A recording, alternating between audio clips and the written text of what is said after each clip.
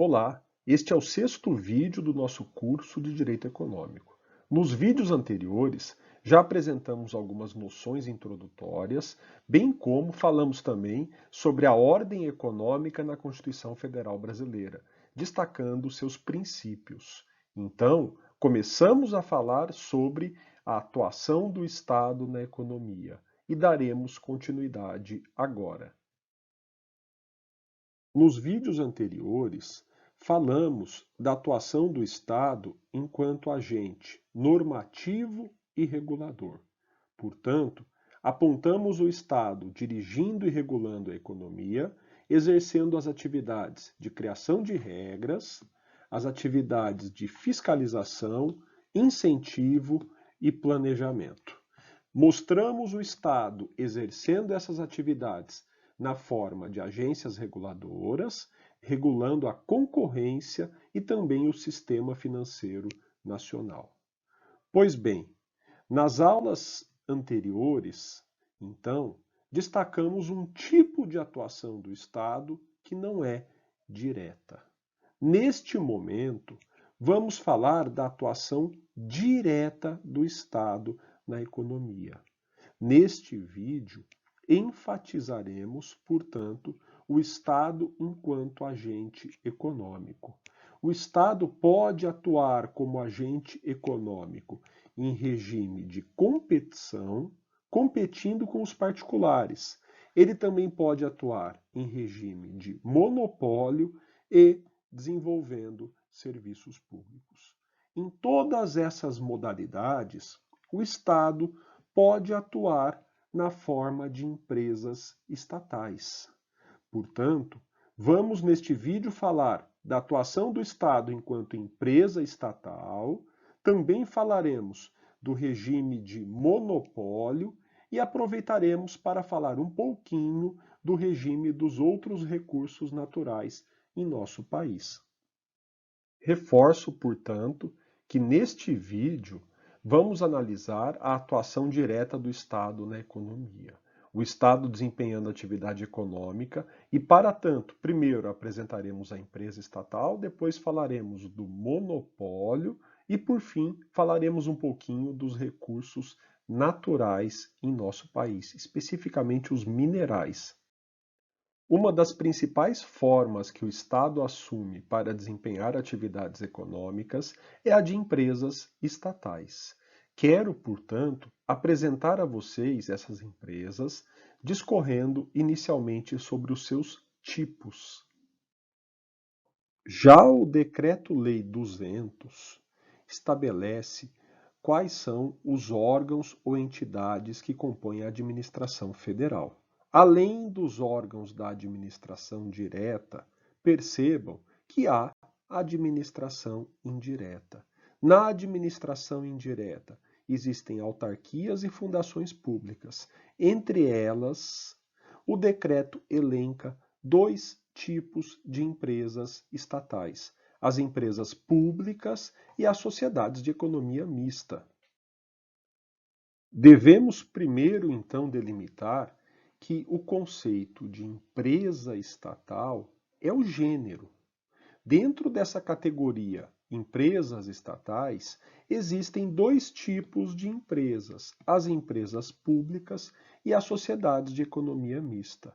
Também há de se dizer que se o Estado assumir o controle de alguma outra empresa, como por exemplo costuma acontecer com o BNDES, com empresas que não pagam suas dívidas, nesses casos, essas empresas também serão chamadas de estatais. Todas elas são, como veremos, empresas ou pessoas com personalidade de direito privado. Também, então, adiante, falaremos das consequências dessa categorização. Mas, para consolidar, a categoria genérica é empresa estatal. São dois os tipos principais de empresas estatais: as empresas públicas e a sociedade de economia mista. A empresa pública é um tipo de empresa que pode adotar qualquer uma das formas sociais previstas em nosso direito. Ela pode ser, portanto, uma sociedade de qualquer tipo. O que a caracteriza, entre outras coisas, é que o seu capital é integralmente público, ou seja, o Estado é o único proprietário da empresa pública. Além disso, já se consolidou a jurisprudência de que a Justiça Federal é competente para julgar litígios envolvendo esse tipo de empresa.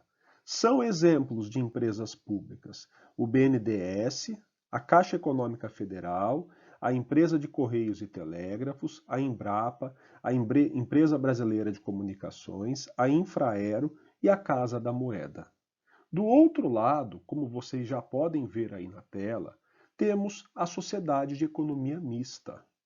Essa só pode assumir a forma de sociedade anônima. Também, o seu capital, diferentemente da empresa pública, é misto.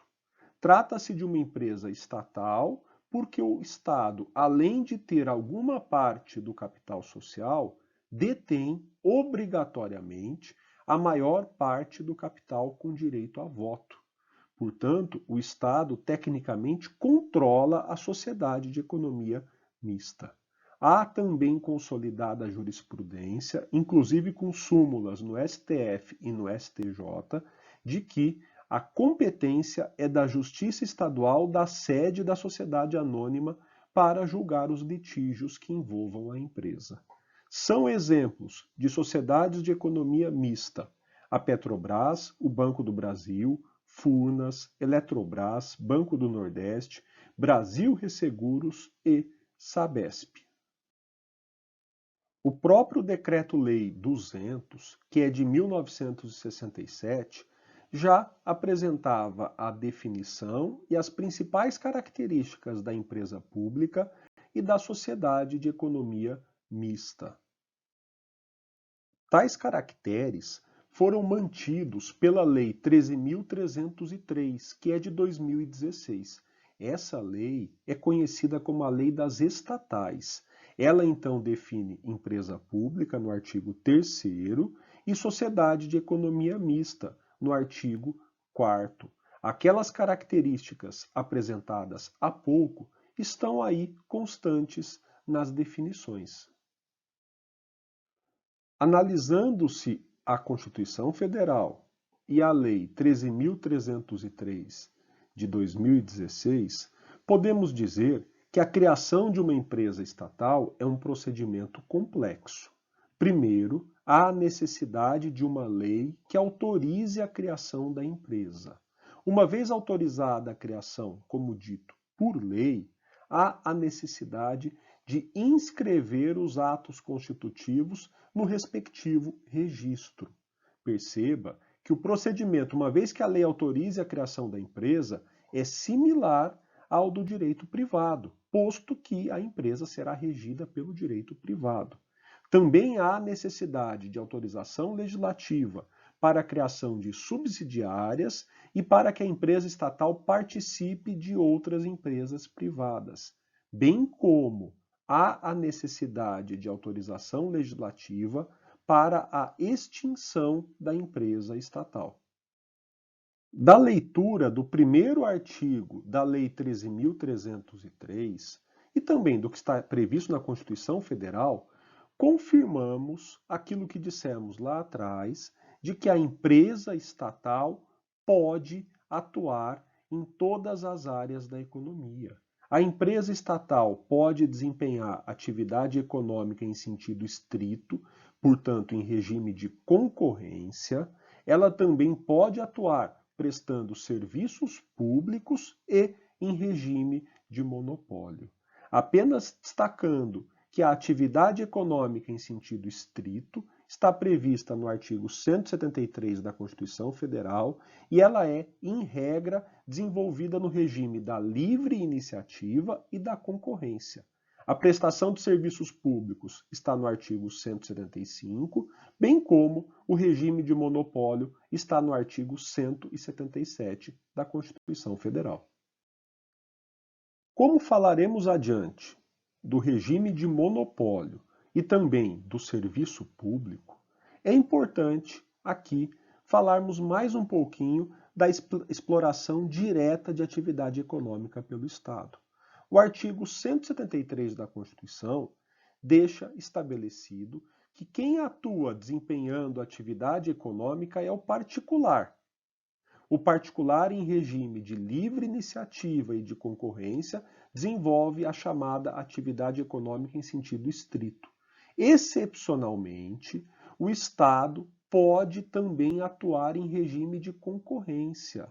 Então, a Constituição afirma que isso só pode acontecer se houver um imperativo de segurança nacional ou um relevante interesse coletivo. Fora dessas situações, o Estado não poderá atuar em regime de concorrência.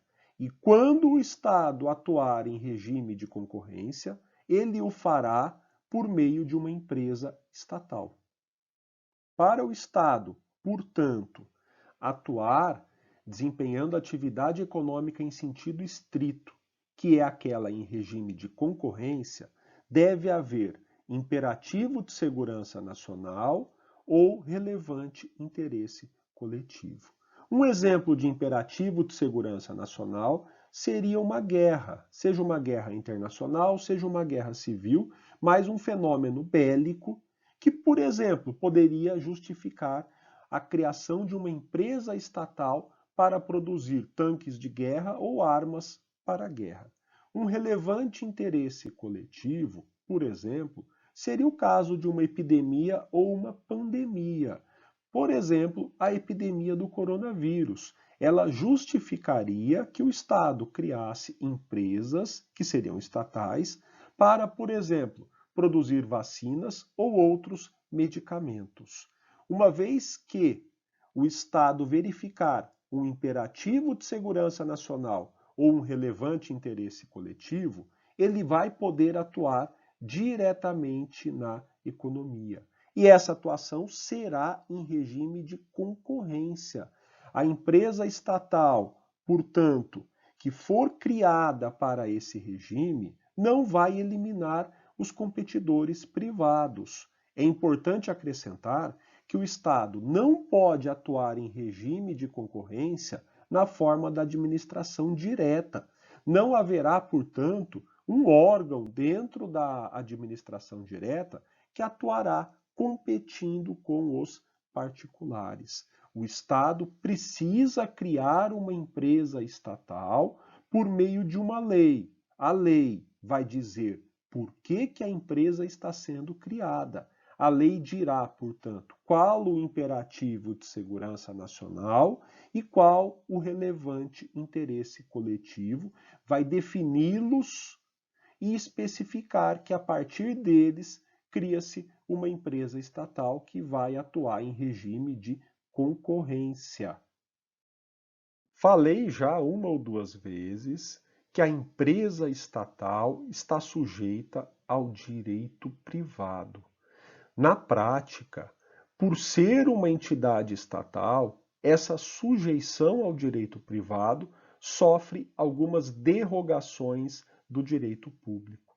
Portanto, vamos falar duas ou três coisas sobre o regime específico no nosso direito para as empresas estatais.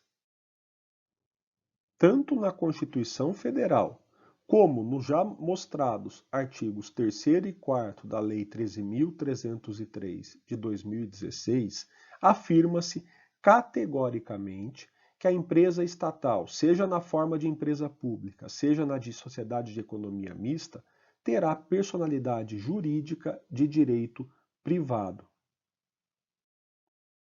Para entendermos as derrogações de direito público aplicáveis ao regime das empresas estatais, convém fazer uma rápida diferenciação.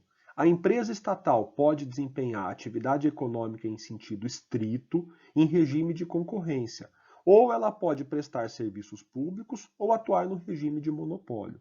Se a estatal desenvolve atividade econômica em sentido estrito, em regime de concorrência, a responsabilidade civil que incide sobre ela é subjetiva, não é, portanto, objetiva. Há que se falar em culpa. Além disso, seus bens que são privados e alienados por licitação são também penhoráveis. No caso da empresa estatal que atua em regime de concorrência, não há a incidência da imunidade tributária recíproca, ou seja, não existe a proibição de um ente da federação tributar outro em relação à empresa estatal que desenvolve atividade econômica. Também não incide sobre ela a lei de falências. Já a empresa estatal que presta serviço público é criada também ela por lei, mas a lei normalmente transfere o serviço para a estatal. Nesse caso, a responsabilidade é objetiva, não se fala em culpa. Seus bens, que continuam privados e alienados por licitação, tornam-se agora impenhoráveis e incide sobre ela a imunidade tributária recíproca. Ou seja, outros entes da federação não poderão tributar essa empresa. Continua sem aplicar a esse tipo de empresa a lei das falências. Independentemente do tipo de empresa estatal, há um regime de pessoal próprio. Ora, estamos falando de empresas que vão concorrer ou de empresas que vão prestar serviços públicos. Ambas são tecnicamente sujeitas ao direito privado, porém, como eu disse, com derrogações. Veja o que acontece no caso do pessoal, ou seja, das pessoas que vão trabalhar nessa empresa. Primeiro, são seletistas, mas contratados por concurso público. Não há possibilidade de essas pessoas acumularem empregos públicos. Também há a incidência do teto remuneratório constitucional. Além disso, do ponto de vista penal e de improbidade administrativa, são considerados esses empregados funcionários públicos. Não há, porém, estabilidade. Todavia, a demissão tem que ser motivada. Problemas envolvendo a relação de trabalho serão resolvidos na Justiça do Trabalho. Por estarem sujeitas ao direito privado, os atos praticados pelas estatais tecnicamente são privados, salvo se estiverem desempenhando funções materialmente administrativas. Nesse caso, seus atos serão inclusive controlados por mandato de segurança. Há uma súmula do STJ que diz, por exemplo, que uma licitação promovida por uma sociedade de economia mista ou uma empresa pública pode sim ser controlado por mandato de segurança. Veja, os contratos são de direito privado, mas há algumas cláusulas obrigatórias a serem inseridas nesses contratos, conforme determina a Lei 13.303. Por fim, essas empresas estão sujeitas a regras de transparência e compliance, inclusive com fiscalização do Tribunal de Contas. Apresentadas as empresas estatais e seus tipos, convém mostrar um pouquinho a sua atuação no território brasileiro. Notícia publicada pelo jornal O Globo em setembro de 2019 mostra, naquele momento, qual era o número de estatais por estado em nosso território. Nesse sentido, havia 20 estatais em São Paulo, 19 em Minas e assim sucessivamente. Destaque aí na notícia para a quantidade de estatais que depende de dinheiro público e a quantidade de estatais que não depende de dinheiro público para sobreviver. Olhando para o site do governo federal, que traz um panorama das estatais federais, constatamos, agora em meados de 2020, haver 197 empresas estatais em âmbito federal. Dessas empresas, 125 cadastraram suas informações no sistema federal.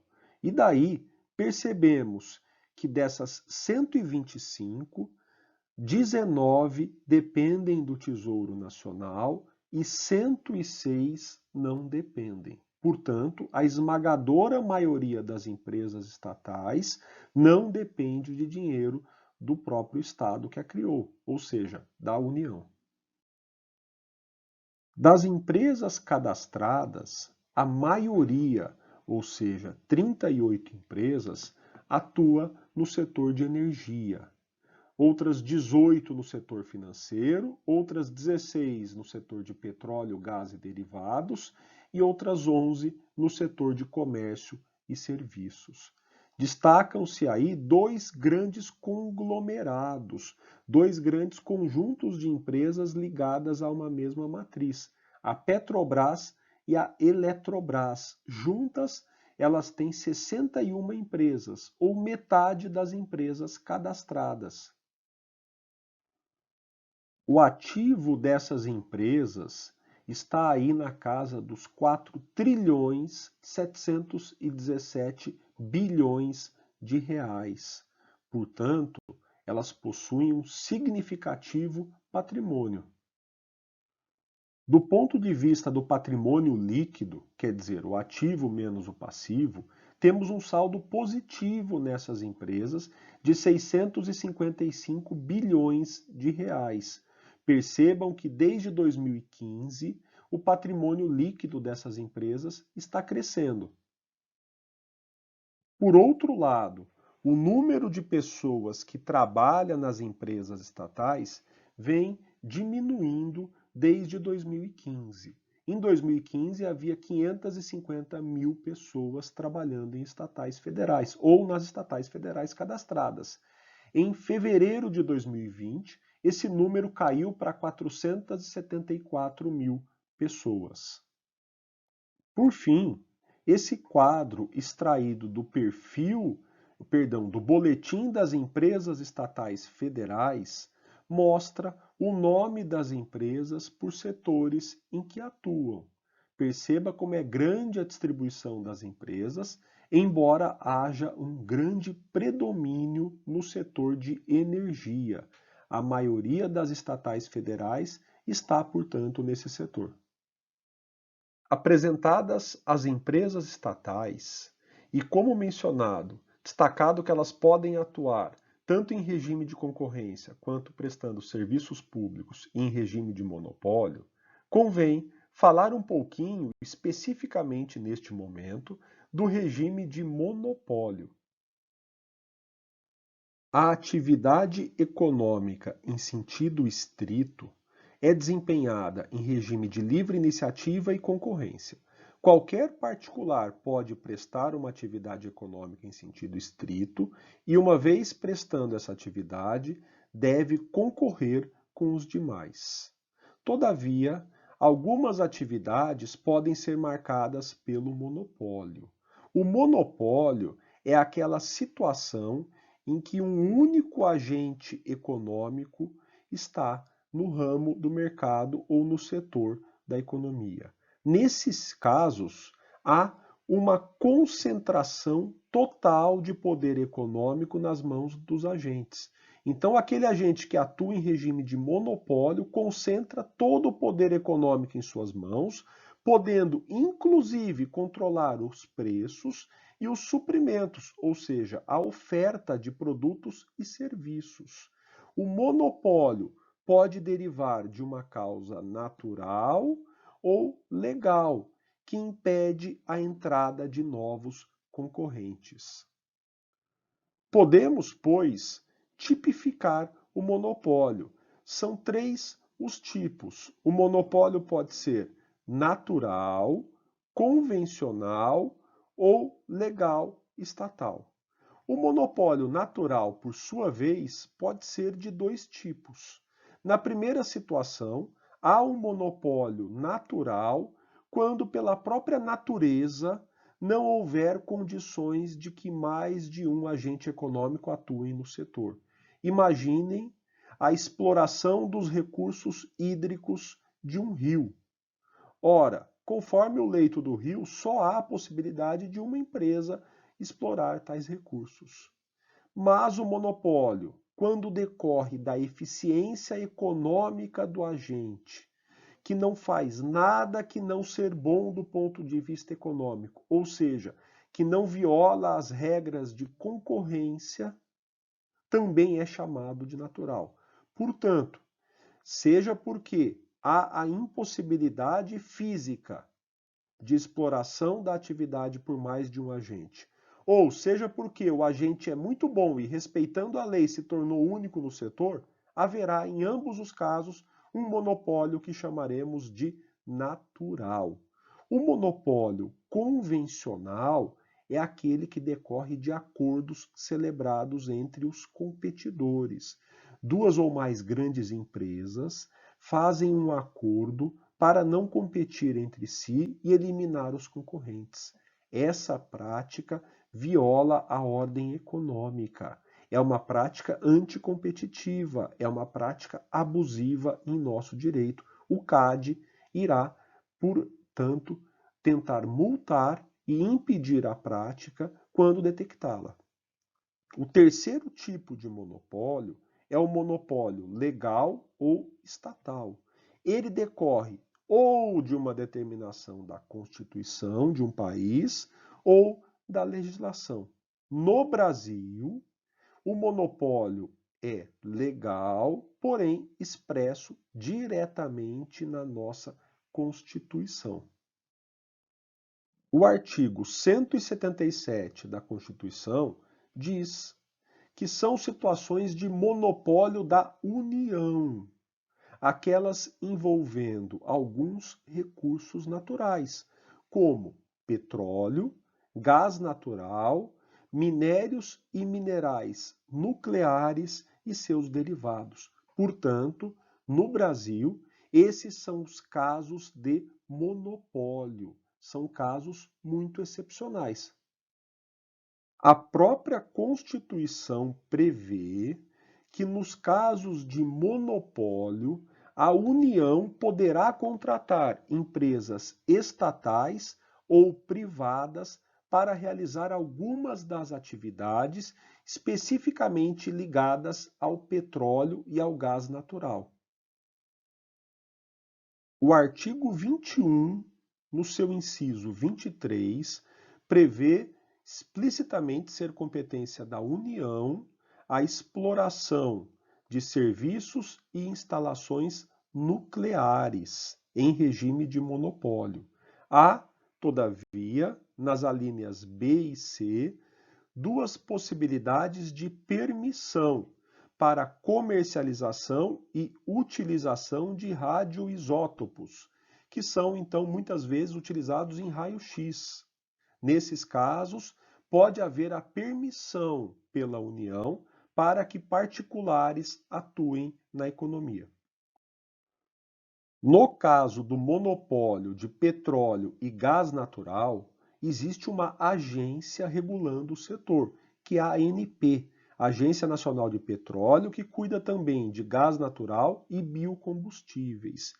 Percebam, extraído dessa agência, a distribuição da produção de petróleo por estado em nosso país desde 1970 até março de 2020. O destaque nesse grande período é o estado do Rio de Janeiro.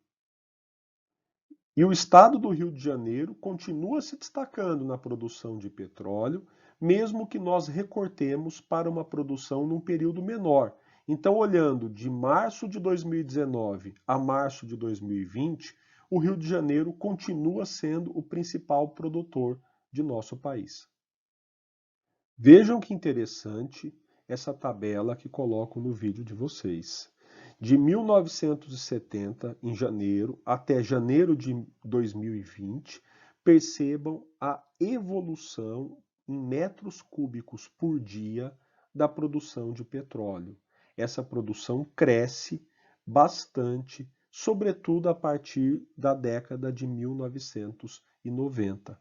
Hoje o Brasil se tornou um grande produtor de petróleo pelo número de metros cúbicos por dia.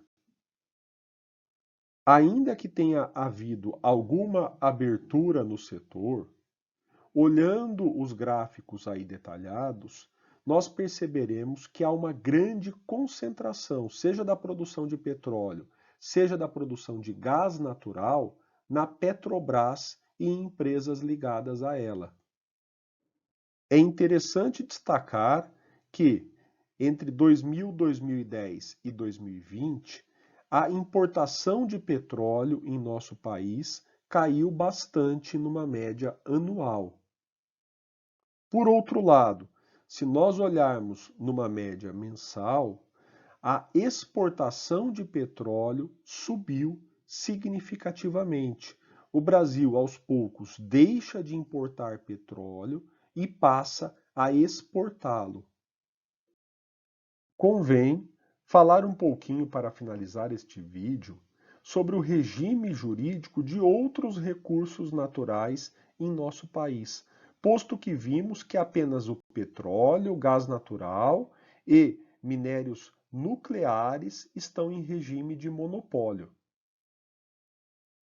O artigo 176 da Constituição Federal diz que jazidas e demais recursos minerais, bem como potenciais de energia hidráulica, constituem propriedade distinta da do solo e pertencem à União, garantida ao concessionário a propriedade do produto da lavra.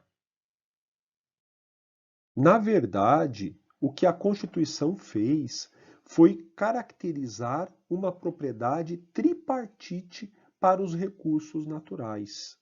A pessoa que é a dona do solo tem a propriedade sobre a superfície. Então, o particular é dono do solo. Porém, se houver recursos naturais nesse solo, eles irão pertencer à União. Essa, por sua vez, pode transferir a extração do recurso para o particular, e este será o proprietário do recurso. Repetindo, o particular fica e é proprietário da terra. Os recursos naturais na terra são da União. E aquele que a União permitir que explore esses recursos será o proprietário daquilo que ele obtiver em sua exploração. Para não haver injustiça nesse sistema, foi desenvolvida uma compensação para o dono do solo e também para os estados e municípios. Como o recurso natural pertence à União e o explorador ficará com o que extrair do solo, ele terá que pagar uma porcentagem de royalties, primeiro, para o dono do solo e segundo, para os outros entes da federação, como o município e os estados. Com isso, há uma distribuição do valor arrecadado pela exploração e, ainda, o recurso natural continua sendo de propriedade da União. Portanto, ao apresentar esse regime, falamos do regime dos recursos naturais e terminamos mais um vídeo no nosso curso de Direito Econômico.